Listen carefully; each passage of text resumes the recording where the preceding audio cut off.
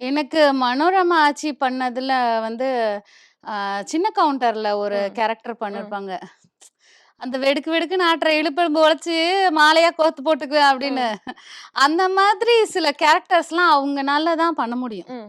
அதே மாதிரி கோவை சரளா அக்கான்னா, இந்த காஞ்சனா படத்துல கூட ம். அங்கேருந்து ம். லாரன்ஸ் ம். சார் ம். வந்து ஜங்குன்னு ஏறி இடுப்புல உட்காருவாரு. சத்தியமா அத வேற எந்த ஆர்டிஸ்ட்டும் பண்ணியிருப்பாங்கன்னா, ம். பண்ணியிருக்கவே முடியாது. ஐய்யய்யோ! இடுப்பு பிடிச்சிச்சு அது இதுன்னு ஏதாவது ஒரு விஷயம் ம். நடக்கும். பட் அவ்ளோ பெரிய மனுஷன டக்குன்னு வாங்கி உட்கார்றாங்கல்ல. அந்த மாரி சில இதெல்லாம் வந்து ரொம்ப நல்லாருக்கும்.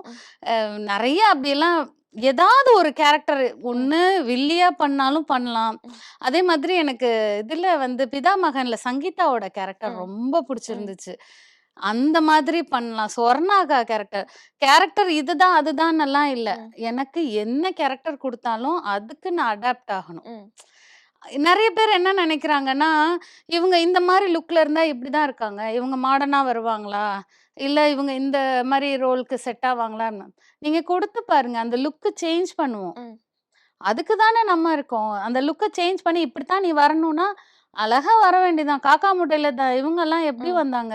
ஐஸ்வர்யா ராஜேஷ்லாம் வந்து எப்படி அவங்க வந்து ஒரு மாதிரி வந்து சாதாரணமா ஒரு வீட்டு பொண்ணு மாரி வந்தாங்கல்ல. ஸோ அந்த கேரக்டர் தான். அதே ம். இவங்க வேற படங்கள்லயும் நல்லாவும் ம். நடிச்சிருக்காங்க.